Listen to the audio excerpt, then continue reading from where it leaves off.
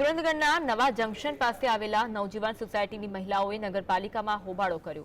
પાલિકાની ઓફિસોમાં અધિકારીઓ સમયસર હાજર ન રહેતા મહિલાઓએ હોબાળો કર્યો।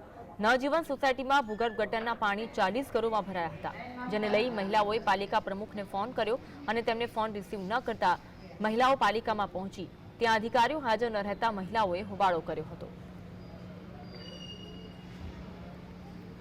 અમાર ગટરનું પાણી આવે છે નવજીવન સોસાયટીમાં।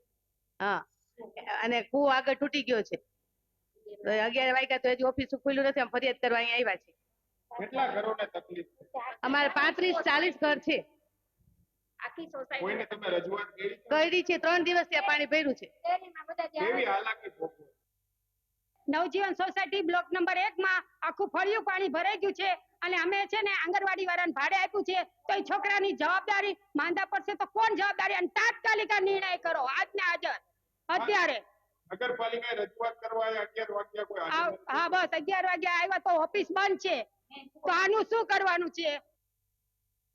અમે અહીંયા 11 વાગે આવ્યા છીએ પણ હજી એકેય પણ ઓફિસો ખુલેલી નથી નગરપાલિકામાં। અમારા નવજીવનમાં 3 દિવસથી અમે પાણી માટે એટલા જુજવાઈએ છીએ। ગંદા પાણી ઘરમાં આવે છે, સંડાસમાં આવે છે કે કેમ અમે કરીએ, સાફ સફાઈ કરીએ, બધી અમે વિચારીએ છીએ। અમે 3 દિવસથી અમે એટલા હેરાન થઈએ છીએ કે એની કોઈ પોઝિશન તમે જોવા અહીં આવો